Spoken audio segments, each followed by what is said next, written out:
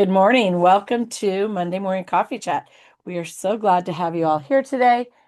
Today we are having Rob Hohmann, your health and wealth bodyguard, as our co-host. And I've known Rob for quite a few months, and I'm excited to work with him. One thing I can say about Rob is he is not pushy. If he was pushy, I would have signed up sooner with him, but it is on my list of things to do before the end of the year to switch my life insurance over. So, Rob, before we get started on the professional side, I want you to share a little bit about us. Maybe show us your finger. Tell us a few things about you that will make you memorable. Oh, you can't show us your finger. It's not there. What happened? Point taken, yes. The hurricane occurred just a little bit over a year ago in Land O'Lakes. The power was out in my community because they were fixing the other communities. So the gates were wide open and there was no security that was, available for my home. So I went to move all my weapons from my vehicle to my master bedroom. And I reached between my legs to get the Glock 40, took the magazine out.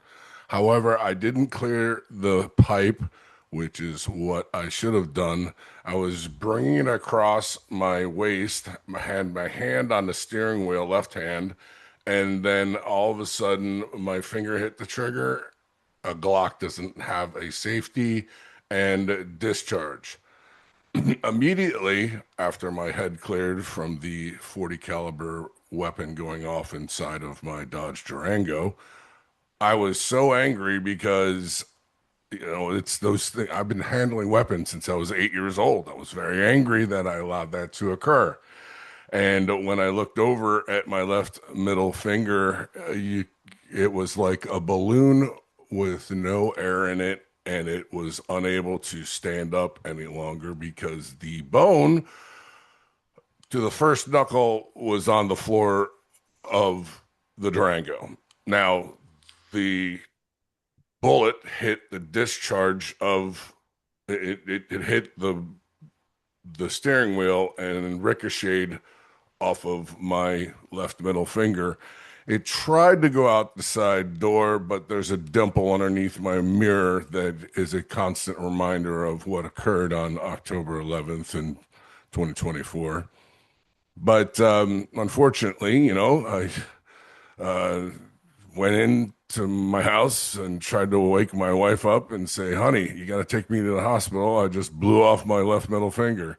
And she's like, yeah, yeah, yeah, whatever, And then right at that time, the generator that operates on propane on Lanai just shut down. So we had to change the tank.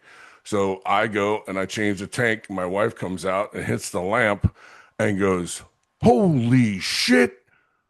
And because it looked like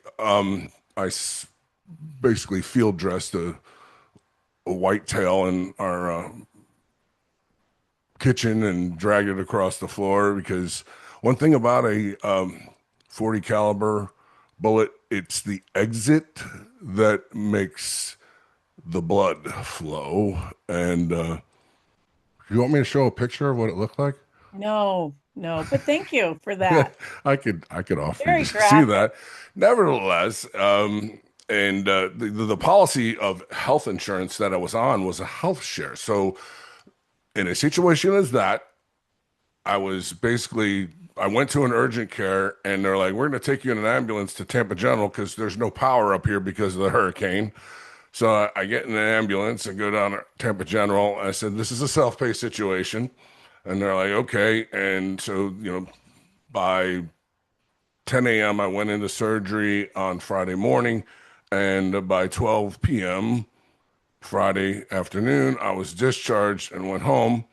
Monday morning, I got an email of a bill for $71,000 for the amputation of my left middle finger. I mean, it wasn't like a hip replacement.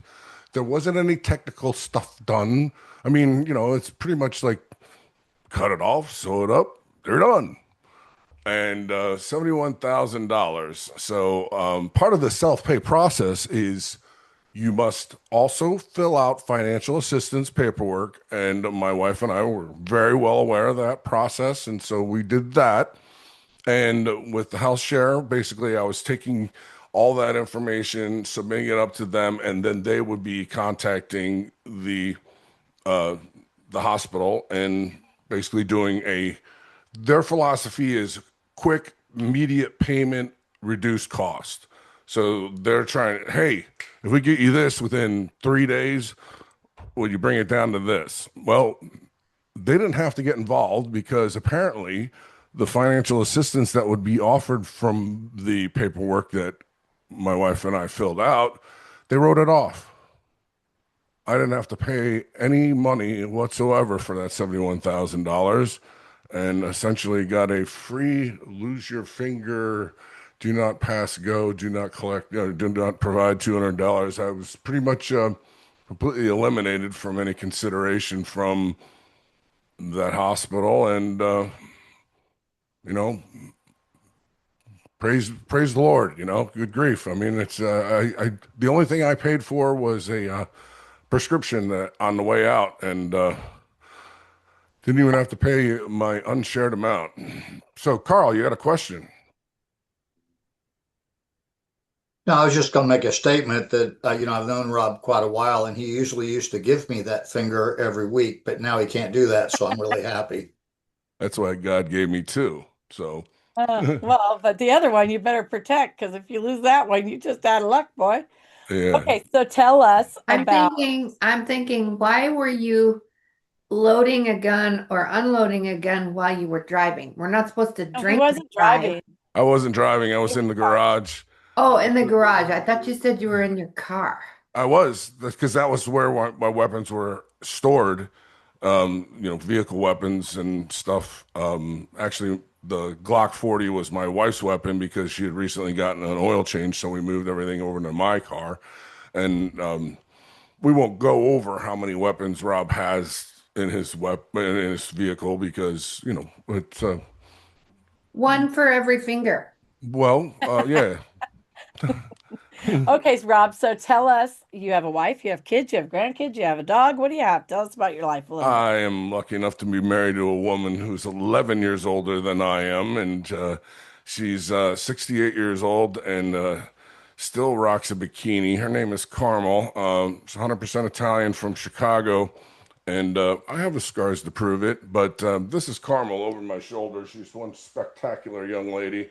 At 68, she looks younger than me. I'm truly blessed, and she had two children that I was the most impressed with when I first met her. They were 19 and 22 years old. Now, she raised these kids. They were so well spoken, so just intelligent, able to hold a conversation.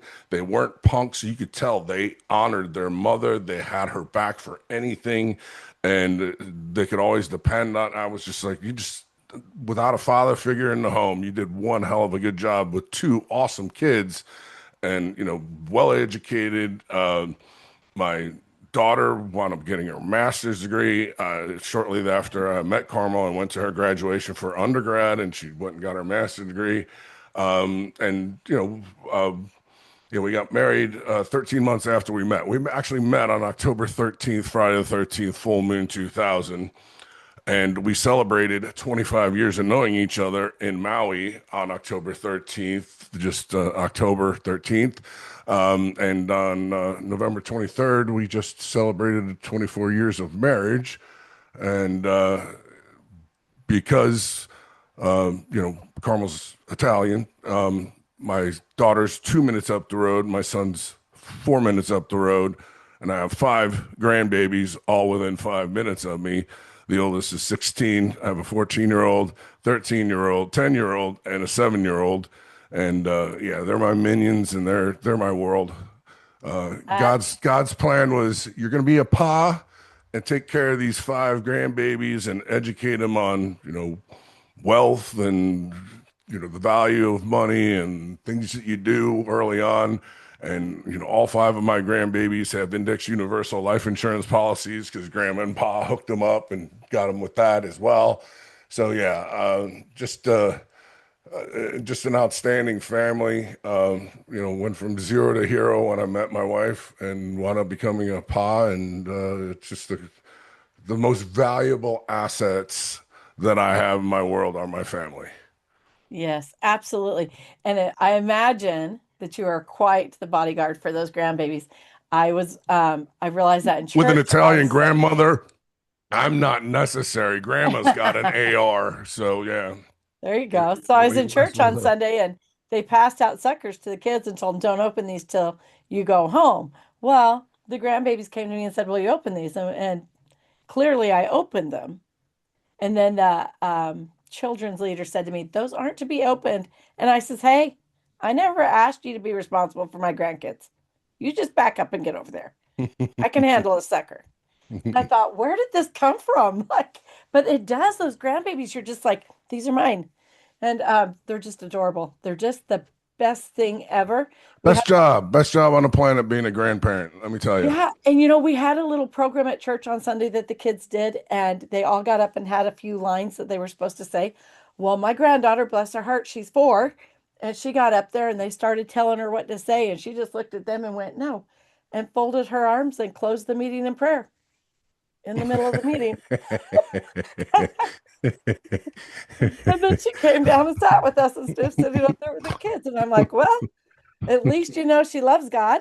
She knows how to pray really well. And when she's done with you, she's done with you. So it was Oh, quite fun. yeah, Yeah. my 16-year-old is extremely passionate about her Christianity, and you're expecting at 16 years old, all the boys and everything like that, and she's like, I'm a child of God, and I actually got baptized with Tony and Johnny. They went to their mother and said, we need to be baptized. And so the entire family got baptized on September 23rd, 2023.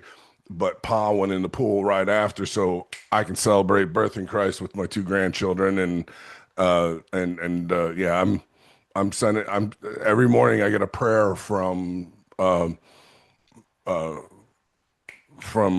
you call it, Instagram, and I always copy it and I send it to my daughter-in-law and my granddaughter Tony and share with them. So every day is filled with prayer with my granddaughter because she's she teaches her what she learns through her devotionals about everything that she knows and learns from Christianity to her parents. So her parents are well-rounded on the do's and don'ts of being a proper Christian. So it's really cool, and I'm up to the task. I got three other ones that need to be introduced to the religion, but I can't wait. My granddaughter Mila is built for it. She's just all heart, all heart, all heart, and she's going to be one heck of a child of Christ too. So can't wait for that to occur. And but yeah, man, grandchildren, they're the bomb. They are. So we have 13, 12, almost 13, 13, almost 14. Anyways, yeah. And I I'm got almost five, 40. and no more are coming. So Oh, well, we weren't you having know. any more. No, we have one daughter who's still, she wants 7. She only has 1 right now. And then the one that just found out she's pregnant was done. Done. Ah. Like we had this discussion over and over, and she's definitely done. And now she's pregnant. And I'm like, well, looky there. Yay for us. Okay, so We got a big enough farm, so there you I go. know we do, and we love having them all here. Yeah. All right, so Mr. Rob, one of the things that I love that you do, well, I want you to tell us about your business, but just an intro to everybody. When I met Rob, I met him on Carl Lucci's, I think on Carl Lucci's um, 15:30. I think that's where I met you, Rob, or maybe it was lunch with Lynn. But either way, I did have my one-on-one meeting with Rob, and one of the things that I loved about Rob, we had insurance, all the insurance. We have some buildings downtown that we had insured. We had businesses we had insured. We had rentals we had insured. We had our farm. Our In this state, you have to insure your cattle. So our cattle was insured, our car insurance, life insurance, all of the things. And the rates kept going up and up and up and up and up. And so finally, I had enough one day. I drove to a town about an hour and a half away and said, give me a quote for this insurance. And make it less than what these guys are, and I'm with you. And I switched everything over, but I had no explanation of what I was getting. Um, and I'm sure part of that was my fault. But regardless, when I met Rob, Rob was able to go over the policies we have and tell me in detail things that I needed to know as a consumer to protect myself and what to expect with the policies that I have. And his parting words to me at that meeting was, when you're ready, come back to me. And so I really thought that for a salesman, which I am not fond of salesmen, um, I thought that that was really a good sales move to do that. I love that, but I Well, love, when somebody is high D dominant and will not make a decision unless she's made it herself, and you recognize that immediately, I'm not going to sell you. I'm going to ask questions and say, basically, when you're ready, you'll tell me when you're ready and sell yourself. well, in the level of explaining and question answering, and how many times we had to go over it because I'm not the insurance person. But I never felt like I was bothering him or asking inappropriate questions or stupid questions or however you want to look at that. I felt like he met me exactly where I was at and sent me things I could print so I could see them and go through them. And all of that was very helpful. Mike Asherbrenner, your hand is up, sir. How can we help you? I haven't disrupted yet, and that's weird, right? So yeah, but real quick, I want to say people say this shit because they watch people like us, heart-centered folks, and they're like, oh, let's use those tactics so we can sell more shit people don't need. And Rob, he's the real deal. That's why I love it, because the guy is just, you can't smell none of it. Like there's nothing there. So I just wanted Well, to I say, hate to be sold just like everybody else does. yeah, And really, I my goal is to educate and empower you with the ability to make your own decisions, because when you I don't want anyone to ever say walking away, what did I just do? I want you knowing when you walk away going, I know exactly what I did and why, right. and I can tell you right now why. And because that makes me feel empowered. Well, empowering you, I like to be educated when I'm talking with somebody and learning about something I'm interested in purchasing. And it's when I really understand the pros, the cons, and can make sure I'm aware and know what to expect after I've completed my purchase. That's really the most valuable aspect, I feel, is that understanding what to expect and, you know, being, nobody likes surprises. Well, Nobody. Well, and I just wanted to vouch for you, man, because I've been a fiduciary for 15 years. I've seen it all, Mhm. and I run a community. Right. And you're the first guy. I'm like, oh, this is believable. So keep it up. I just want people to know you're not full of stuff. I mean, you really practice what you preach. You want to help people, and you're patient as hell, man. So And, good and job. and and I'm going to hook up with you because of that. Thank you so much for that email you sent to me, and we'll huddle up and have a conversation shortly, and move forward with that, because that's the thing about networking. Occasionally, you're going to have that one person that you do wind up meeting, and you're like, I need that person in my squad of people that I trust and really can suggest as a I'm a resource because I know them now. So that's very important about the networking aspect. And and when they understand what it is that you do, you actually increase your value the more people that are aware of what it is that you do. And as Carl Lucci taught me, don't ever think about pitching a person you meet in a networking group, because it never showed up to a networking group to buy anything, number one. True. That's true. And speaking of Carl Lucci, Carl, your hand is up. Yeah, I just want to say, of course, I've known Rob for what, Rob, 5 years eight, now. 5 years, yeah. But he does something that my dad instilled in me and something that I train other people is that you don't have to sell anybody. All you have to do is create a buying environment. And if you do that properly, they'll ask you for what you have. And nobody wants to be force-fed anything. So if you provide them the information and then allow them to make the choice, then it's a sale. If you sell them, it's not a sale. Because if you sell them, it's going to be, it usually can turn out to you sell three and lose two because they get buyer's remorse because they did not make the decision on their own. And that's what Rob does. I've referred Rob to people that he sold and not sold, but he always assisted or helped. And he's doing that. He's helping me with the young lady that I'm trying to help right now. So yeah, so I can also vouch for Rob. So I just want to put that out there. All right, Rob, you're Thank the you, most Carl. vouched for person here. So dive into it and tell us all about everything that you do. Well, first of all, my name is Rob Hohmann, with RNC Financial, and I'm sure you heard, I'm better known as your health and wealth bodyguard. Now, there's no violence involved with that, but why would you need a bodyguard?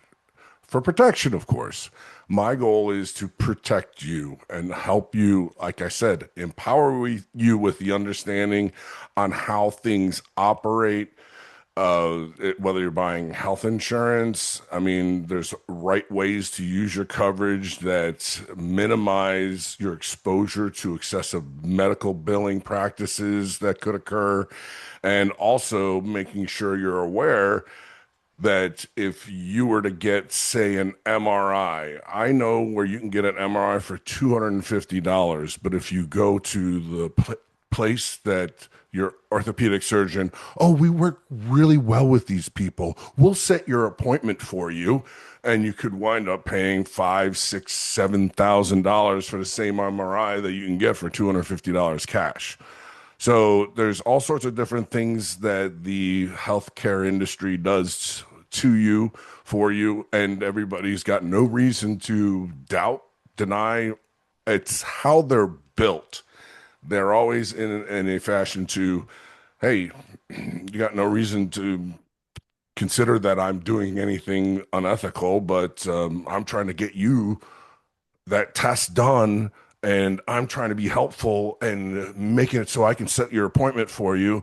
But those are big, huge red flags that there's kickbacks and all sorts of stuff that are going on when that does occur, unfortunately. And it's just, I want to turn people. I want to turn people into consumers of their health care as opposed to being victims of getting their health care, because all too often, you know, you get these appointments set up, or they'll do blood work at the facility that they're at, and then they charge you a bunch of money, and then they send out the blood work to a lab that you could have gone directly to and saved a boatload of money. And so there's all sorts of different things.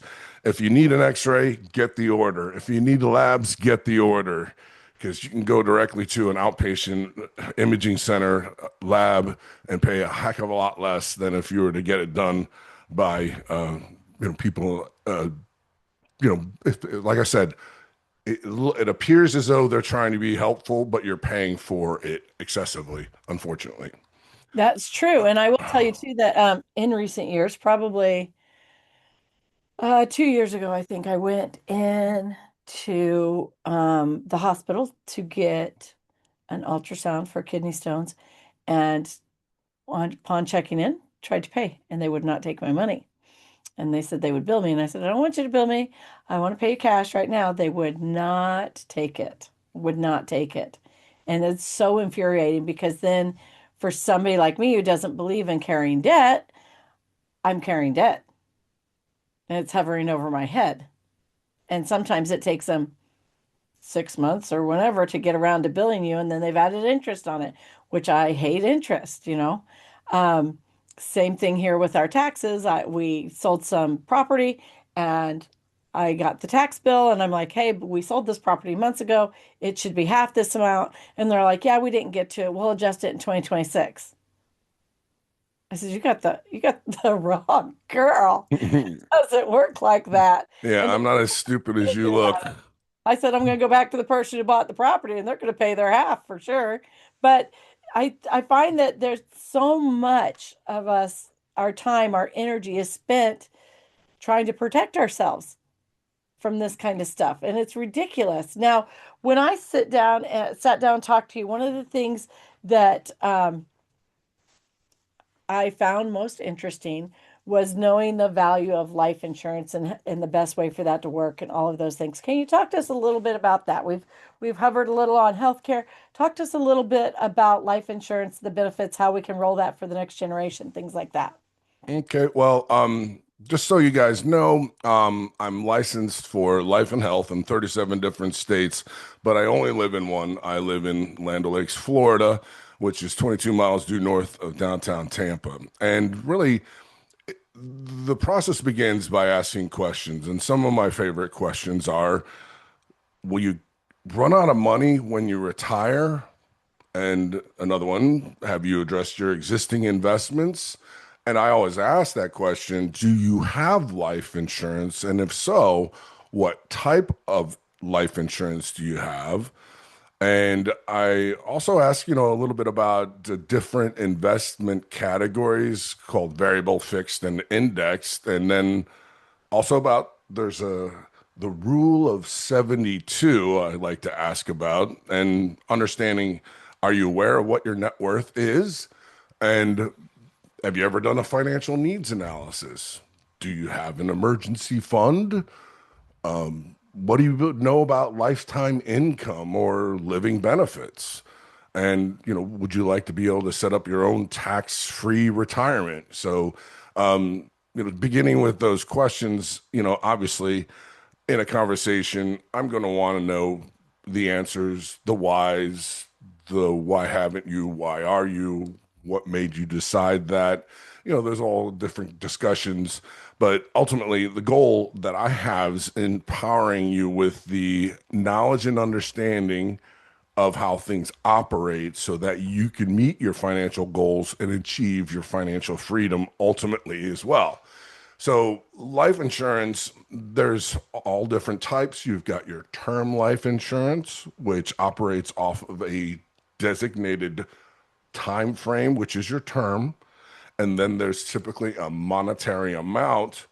And so there's a monthly fee for that term that basically secures your life insurance policy.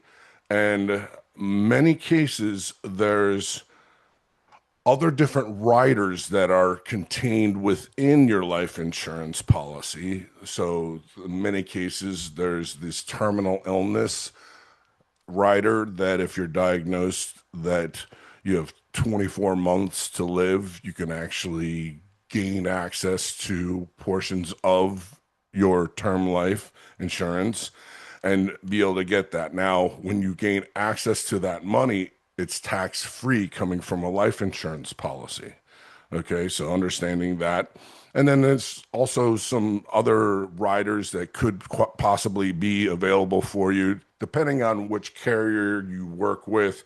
And it's up to me to inform, help you understand those different riders and determine whether or not those are of value because there's a chronic illness rider, there's a Alzheimer rider, there's a critical illness rider if you're diagnosed with cancer, heart attack, or a stroke, or you experience one of those mechanisms or one of those diagnoses, you're entitled to monies from the policy. There's chronic injury, say you're in a coma, or say you were burns over a portion of your body, you'd be entitled to funds from there as well.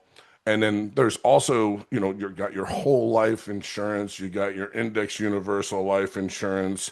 Index universal life allows you the ability to also invest into basically indexes.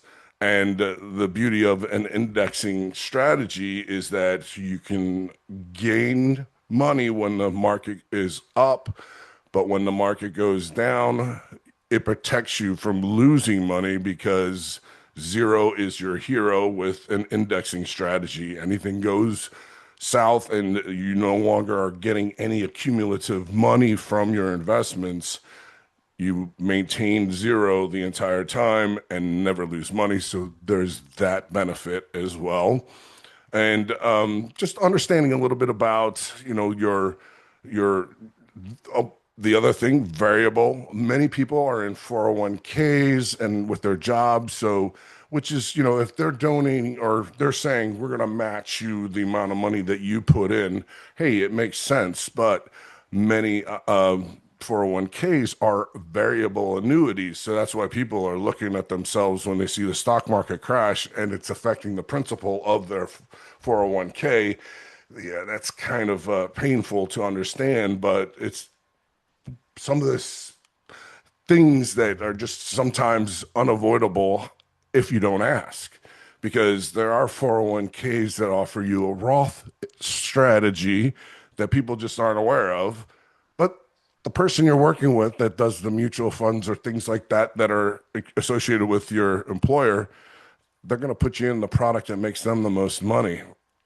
Oh, you weren't aware, and they're not going to put you in the products that don't make them the most money, and people don't realize that you do have control over the choices that you can make.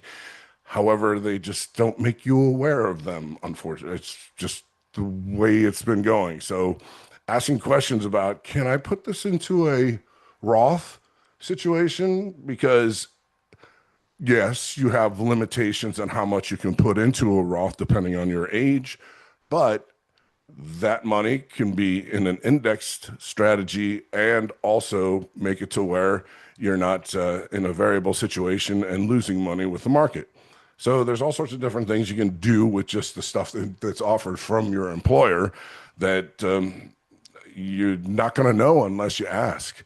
And many cases, people are working with HR to try to understand what they have available for them in their investments through the employer, and unfortunately, they're not licensed. You know, their HR department. You got three choices, pick one. You know, so it's pretty much how it goes with the HR department. But you know, actually, also just understanding your net worth. I mean, you know, hey, listen, you know, how much disposable income do you have available for yourself every month, and how much are you worth with what you presently own?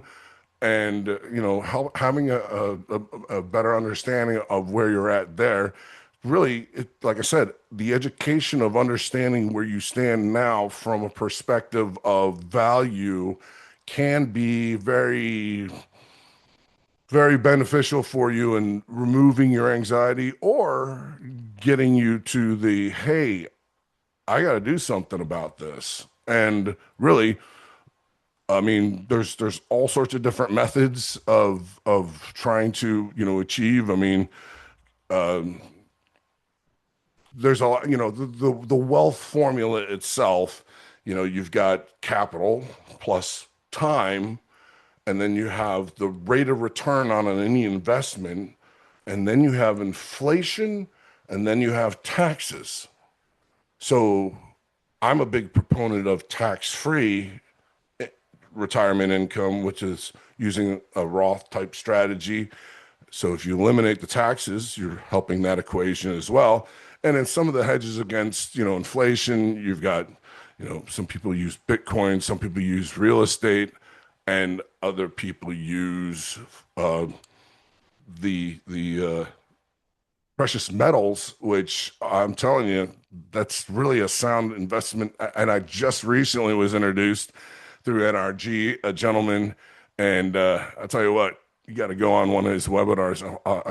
I could actually give everybody the website to go to because he's all about educating about financial wealth through precious metals and why you need to understand it. And I'm telling you, I actually did that on Wednesday night, and it was really a great hour, or 45 minutes. It was a short thing, but now I also now have somebody that I can send you to in order to be able to understand and decide if that's a best course of action for you in order to hedge inflation. So having that person That's and from networking to refer to people is a great thing to do.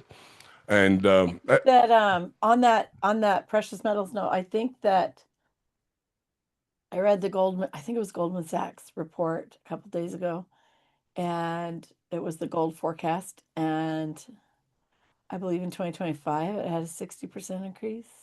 It's nuts, and silver's even more. And Yeah, and I don't even like it's like, let's not even say that, but let's say it because so many people have been taught not to ask the right questions. And so they legit have no comprehension.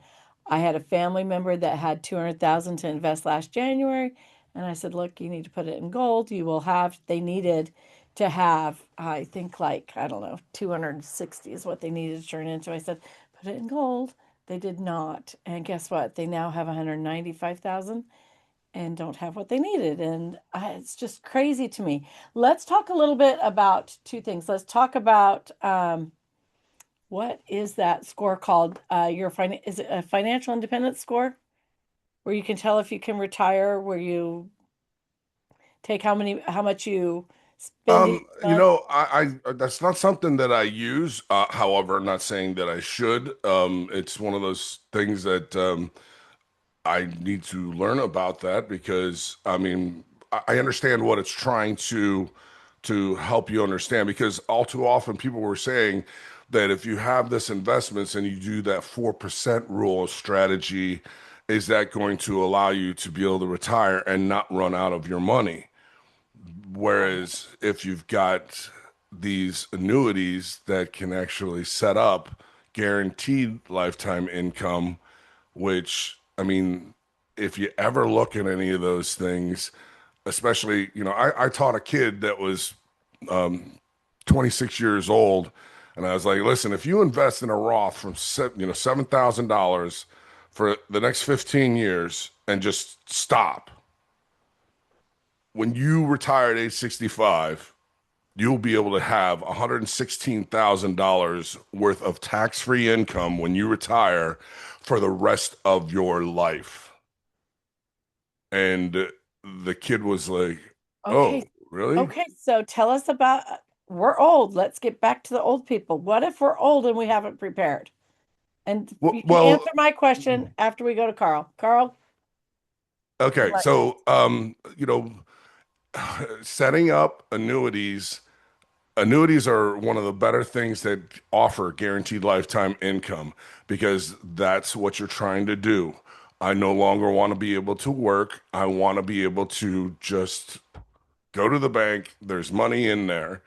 And there's several ways of going about doing that. And, you could do the tax-free element in the Roth strategy, or you have the taxable. Now, the taxable are similar to like the 401ks, 403bs, and things like that, where they take money from your pay pre-tax, and then you're taxed when you do your distributions upon retirement. So those are the things that you want to be able to take into consideration. Is it going to be more valuable for you to do a tax-free situation or a taxable? But if you think about it, that taxable, that income that you're receiving, and if it's taxable, you're having to declare it as income when you retire. However, the tax-free income you get, you do not have to declare because it's tax-free. So that kid who's $116,000 worth of tax-free income when he retires wouldn't have to even do a tax return if he's just getting tax-free income, you know? I right, but mean, I'm old. So right, start with right. somebody old. How do we do it when we're old? Well, Where do we when you're start now? old, basically, all right, you're going to figure out right now what are your existing investments that you have presently, all right? And then ultimately, what else do you have available as far as disposable monthly income? And then basically you can decide on there's different types of annuities that you can use that are for growth, some are for income.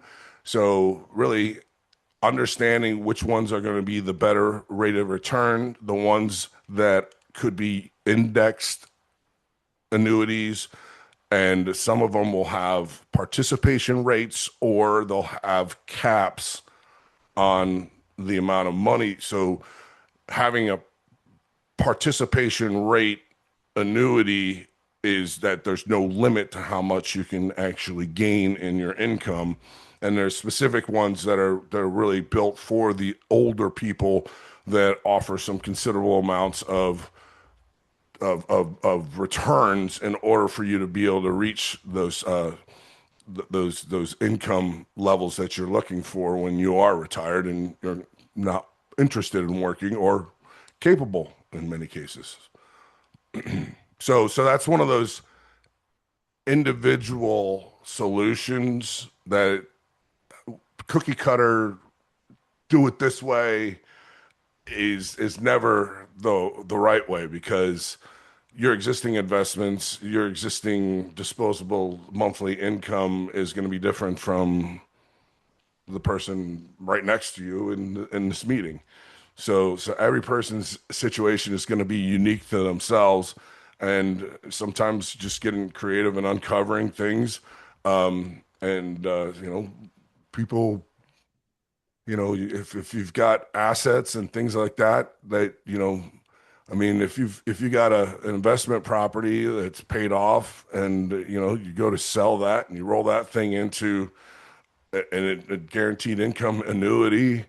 I mean, the great thing about these guaranteed income annuities, I mean, the value of the annuity is zero, but it's still guaranteeing you that income until you die, lifetime income. So it just like I said, it's every person's situation would be unique as to the solution. And sometimes, I get back with my mad scientists and I'm like, okay, this is a situation for this person, and they've got, this, and they got that, and they've got this, and they'd like to be able to retire because you want to take into consideration really, your baseline income. So when you're going to retire, it's about your foundation. So you've got your must-have expenses and your want-to-have expenses, such as, the grandchildren gifts, the vacations to take with the grandchildren, and all those things.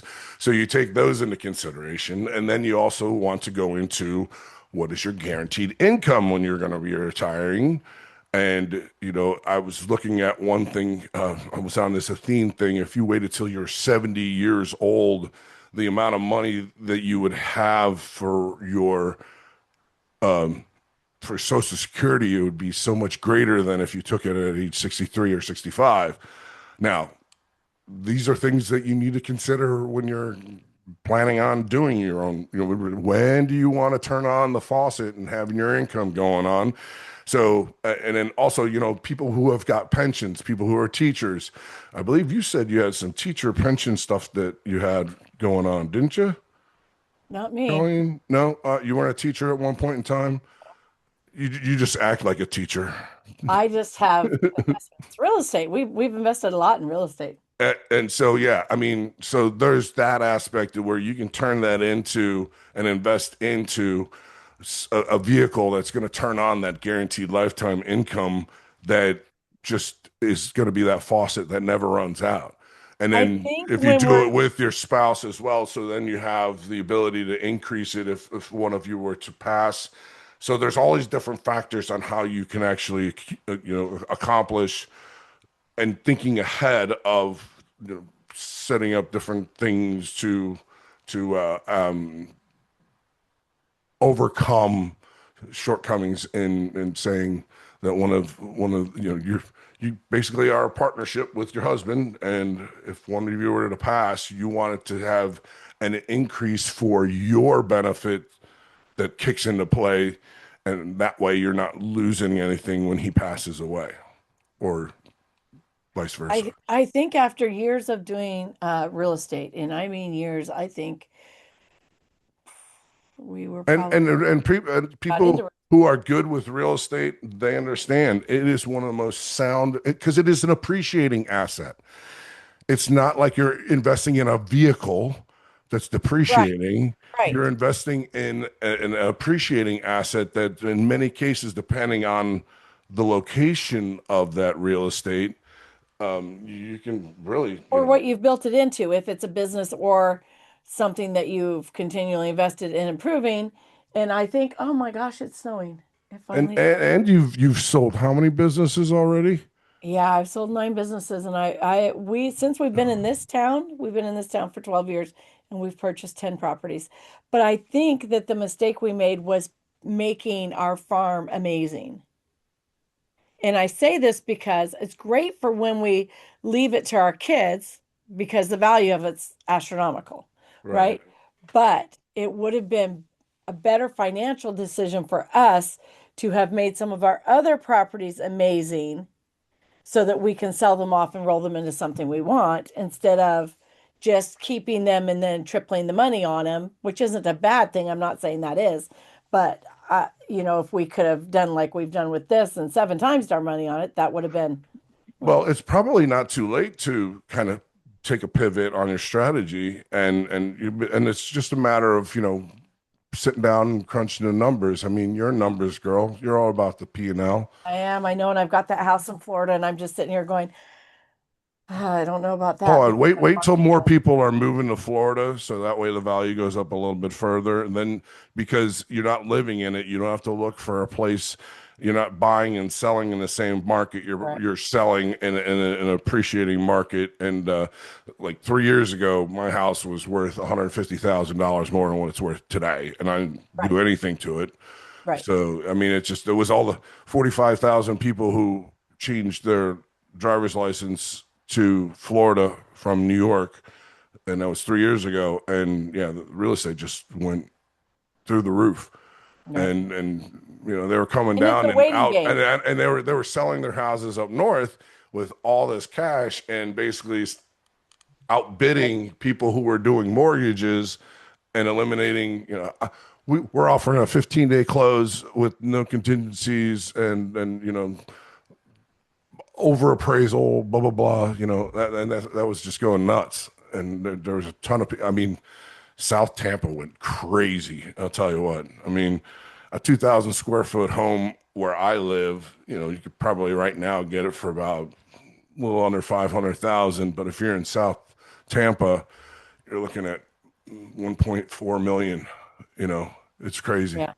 It is crazy. It is crazy. And it's a waiting game. And I think a lot of the key to financial success is positioning yourself in a position that the wait is not stressful. It's not a Yeah, big I deal to mean, wait. You have to be able to wait it out. If you can't wait out the increase or the shift in the real estate or the market or whatever it is, if you can't wait it out, then you lose before you even get started, I feel like. Carl, you have a question. Yeah, well, it's not really a question, but a comment. Uh, I used to be in it before I became a business consultant. I did investment advising. I did that for about 15 years. And one of the biggest things that I used to tell people when they went to invest in anything, I don't care what it is, find out what is it going to cost you to acquire it and what is it going to cost you to sell it. Because we all see these ads on TV with, it's like buy a gold, boat. well, that's no, that's always a negative. That's a hole in the water which you pour money. But the with in investing in anything, when you're buying and selling, you got to know what it's going to cost you, if anything. And if it doesn't cost you anything, somebody's making money somewhere, so you got to know why or how they're making that money. We all see the ads on TV of buying and selling. I used to sell precious stones. It's a fantastic way to buy quality investment stones that you can literally, if you're looking to pass an estate, you can do it tax free. That's another whole Hmm. story for another day. But that's not for everyone. But the key thing, I think, in investing in anything is understanding leveraging. And if you have assets, how do you leverage those assets? But you also, you were talking about a formula on retirement. Everybody's is different because some people plan on sitting in their house and watching TV. Some people plan on traveling the world. Some people, so it depends on what your goal is. And you have to find out what those realistic goals are. And then you have to do something to invest to accomplish those goals. And usually, most people are not intelligent enough to work every day in the stock market and buy and sell like day trading and stuff. They usually lose their butt. Okay. So you have to make sure that you feel confident with the people you're investing with, that they're doing the right thing and that they're taking care of you. and I'll shut up after that because I don't want to steal Rob's thunder. This is his day, and he is really good at the annuity thing. So Yeah, I'll shut up. and the thing of it is that you're absolutely right because the beauty of an annuity, you're investing in indexes, and there is that protection of the it's an index strategy that means you have the ability to increase when the market goes up. However, it protects you from any losses when the market goes down. So the indexes are affected by the market, but they aren't literally in the market. And it's a really nifty strategy that just offers you increases and eliminates the decreases from, and you have the choices on how you want to spread out your investments from your, accumulation account that you might have. So the thing with an index universal life insurance policy, when you have your accumulation account, you have the ability to give yourself tax-free loans. So, David McKnight wrote this book, The Power of Zero, and the Power of Zero key concepts. It's all about basically, cash value life insurance that allows you tax-free distributions, and then also any kind of Roth IRA investments you wish to work with as well. But, having the tax-free distribution aspect of your investments eliminates the amount of taxes that you would ultimately have to pay back to Uncle Sam because you were able to create a tax-free distribution in your retirement. So, like I said, there's all these different things to, and that aspect of time in many cases with people who are older, that's some of the things that you're up against as far as creating. So it could be a strategy of where some of the money goes into an investment strategy where you must maintain, where it's a lump sum of money and has to be in this annuity for 10 years before you turn on your distribution. And quite frankly, there's some really attractive ones that actually Nationwide has one that's really attractive that it's actually giving you a bonus when you do put money into it, like a 30% bonus. Now, a lot of times they'll put the 30% bonus in on the death benefit.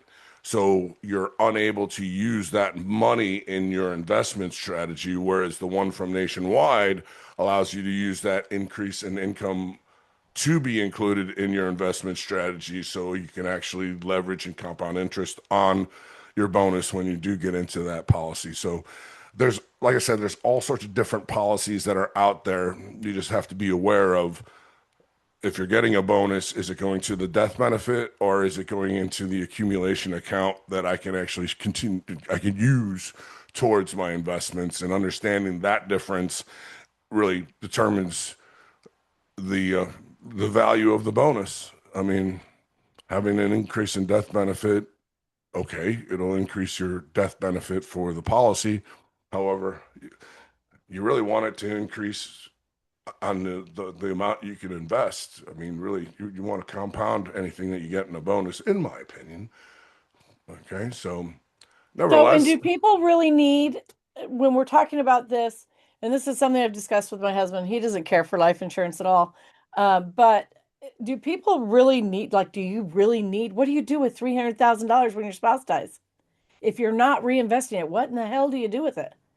That's a lot of well, money. and that question is loaded. I mean, tax free, if all your beneficiaries are your children, grandchildren, it's tax free distribution. So unlike an annuity, it'll be taxable if they go and buy something. But if you ever get any of those things, I would say immediately turn around and buy precious metals with that money that you just got as We a might think alike. Um, that's so interesting. And so also in closing, I want to ask you a question, just finance question. What amount of money or percentage of money do you suggest that we have cash on hand in our home, readily or wherever you're going to put it, readily available, not in the bank? Shh. just I use backup. like a 20% of your disposable income is a healthy place to start for yourself, because 20% you still have 80% that you can also use. However, it's all about your level of comfort and sacrifice. If you're able to give up certain things and actually increase that amount, then that's, solely up to you. But I think 20% is a healthy starting point when it comes to your own disposable income, and whatever that number is. And the younger you are and you're doing something in investments, like I said, with that 26-year-old, $7,000 for 15 years and you stop, you're going to be worth 116,000 age 65.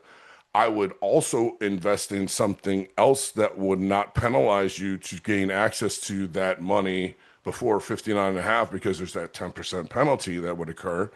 So if you know that you've got that big, huge nest egg going on from when you retire, and an IUL would allow you to also increase, basically you can create your emergency fund contained into the accumulation account with your IUL as well. So I mean that's a tax-free loan for an emergency fund that you can create as well. So, like I said, there's all sorts of different strategies that you can use, and it's based upon your level of risk that you're willing to undertake, and also, just your comfort level on your investments. And the difference, with investing in, say, a health insurance policy, you're never going to get that money back. One of the beauties of the life insurance policy, typically there's going to be a return on that investment that you do with life insurance, regardless of whether it's term or if it's, whole life, indexed universal life, because you basically have control over that money and how it's invested and stuff. So, um, like I said, it's every person's situation is unique in how, like I said, the risk level they're willing to undertake, and ultimately, but doing something is better than just, I don't know. I hope my kids will take me in and be able to give me a place to live when I retire, because I ain't planning any money, or I'm planning on dying, and so, That's and interesting. one of the things too with a life insurance policy, it's an underwritten so you have underwriting guidelines, so you have to pass underwriting in order to gain a life insurance policy, whereas a Roth IRA, there's no underwriting. That's just basically, I want to invest this amount of money per month or annually, and just continue, rinse, repeat. So, It's interesting. yeah, So so many so people I know are getting ready to retire and they're like, well, pretty soon we're just going to want to sit home. And I'm like, I don't even know you, because I'm of the theory that work hard, play harder, right? Like I think till I die is my commitment I've made. I just Hard, play harder. I can't imagine. Well, s- being in this industry itself, it's enjoyable for me to essentially, educate and really see some of the results from the actions that people are deciding that in order to reach my financial goals, I must do this, this, and this, and actually succeeding in reaching those goals. And ultimately, I mean, being able to afford all the toys and stuff like that when you retire, if that's your goal. Hey, I want to have that place on the lake with the jet skis and the boats. So everybody wants to come to Grandma and Pa's house and have a blast. I mean, so be it, but it's just, I really enjoy that aspect of the financial aspect, as opposed to just the health insurance, because I do over 65 Medicare as well. And it just depends. So are you going to travel? If you're going to travel a lot, supplement is probably the best bet. If you're not going to travel a lot, an Advantage plan is probably going to be your best bet. And The great thing about Advantage plans is $0 a month for your monthly premium. So, but like I said, everybody's situation, like my wife, she's healthy as heck, and has one prescription, I think, for her um, thyroid that she takes, and then yeah, so she's because those Advantage plans offer you dental and vision and all these and podiatry and all these other things that in a supplement is a supplement just for medical purposes only, and then you also have to get your Part D, satisfy that participation, and then if you want dental and vision, you're ultimately going to have to purchase a plan in order to do so. But I'm one of those people that cash is king. Why pay a monthly premium for a dental plan when you can do a cash negotiation to get a cleaning like that? And if you've got a health savings account, you can always use that to negotiate something. Say you got a root canal you need to get done, take the money from that HSA and pay for it, and chances are you'll get away with it. But that's another aspect you can do for a That's cash so only payment. interesting. I love the cash aspect, and I find it interesting that so many people are afraid to dicker. My husband hates dickering, but I went to Florida to see my sister for Christmas or for my birthday, and she had broken her two front teeth, and she did not want to smile for a picture. I'm like, let's just go get your teeth fixed. And we went in, and I said, listen, we have a budget. We've got a $5,000 budget. And she's like, well, I don't think they'll do it for that. And I just went in, I just said, I want to talk to the dentist. Uh, and See, that's exactly my point. and This I went right to afternoon, him and I said, hey, I'm doing this for my sister. I have a $5,000 budget. He says, it's going to be about $7,800. I said, I have $5,000 cash right here. And they did it for 5,100. that's exactly my point. Have that 5,100. conversation, because getting paid immediately and not having to wait because they're And not working having to through an run it through. insurance policy. Yeah, So, yep. so they'll wind up getting all that money 90, 120 days later, or all the money right now, and boom, Yeah, yeah, and it's a fire and huge forget. advantage. And I think, I know how hard we worked for the $5,000. I know how hard we would have worked for the $7,000. And I'm like, okay, well, I'll fight for my money. I don't mind. I'm not prideful. I will absolutely go nickel and dime people and make it go as far as possible, right? Yeah, well, that's just it. I mean, you, your financial future is your own individual journey. And the great thing about it is you can tell you're going to decide where you want to go based upon your plan of attack, and just understanding what's going to be necessary in order to get yourself there. And like I said, I want to empower you with the ability to understand, all right, what am I going to be able to expect if this is how I go about doing it? And then ultimately, roll up the sleeves and let's get started. All right, Rob, I want you to drop all your information in the chat again. I know you did earlier, but if you just drop it at the end so everybody can grab it if they want to. And then also I And have the chat. I just think did we're it good there. again. And really, texting me, setting up a time. Hey, I saw you on Colleen's show. Um, and I'll send you a link and we can schedule something, and you'll have the mic. Okay, I'm ready for that. All right. Thank you so much, Rob. I appreciate all the information. It's always so fun to sit and talk numbers with you. And I hope that this was beneficial. Does anybody have any questions before we close out? Any question at all? Okay, I hope this was valuable to Well, everybody. there's never any questions that are off limits. If you have any, be confident that you can ask me anything at all. And as Mark Twain says, you never have to remember what you say when you speak the truth. I really suck at lying. I'm worse. I'm worse than my grandchildren. So, Mhm. I avoid lying because I'm terrible. And Zainab has a question, Rob. go ahead. So you said something about having an emergency fund. So how much would you put in an emergency fund? Well, that's sometimes, you want to get like maybe like $10,000, depending on, is it affecting you? How large is your family? Do you have children that are in Mhm. athletics or things like that? And you and your spouse, and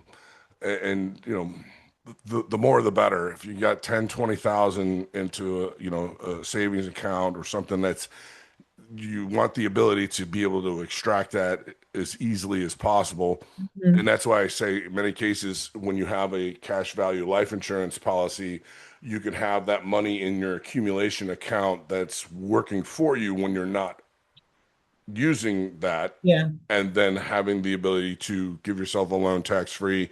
So that's another aspect that you can actually incorporate. But once again, life insurance involves the underwriting process, Mhm. and then you're ultimately anything that you put into annuities has that acceleration of 10%. If you take it out before age 59 and a half, Mhm. you have your penalties there. So really understanding the level of risk. And listen, I'm 35 years old, having it into um a you know a you'd really want it to accumulate a little bit more than just a bank account, but sometimes a bank account is just convenient as heck, and God forbid you need to access it, but Yeah. ease of access is definitely key for you as well. Yeah. So I've done before putting extra money into coins and And well, just that's doing and then it that that way. there's a lot of value in that, and Hmm. really what I got to do is I got to put the contact information for the gentleman I just had, and it was a great meeting that I had with him on Wednesday, and let's see, Is that the first time you spoke with him? yeah, it was Ben Rusk, and I Yeah. spoke with him first. We did a 1-to-1 on Tuesday, and he had uh his presentation that he was doing on that Wednesday, and it was really cool. But his name is Ben Rusk, and he You have his had number? Because I have it if you don't. well, I've got his number. What I want to do is just put the link to sign up for the presentation that he does. And let's see here.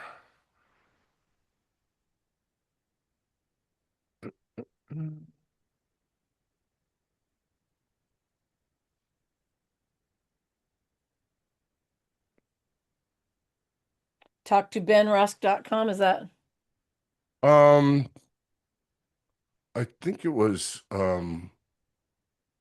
here it is, goldsilverworkshop.com. There it is. Gold Silver Workshop. Not Sivler. Silver.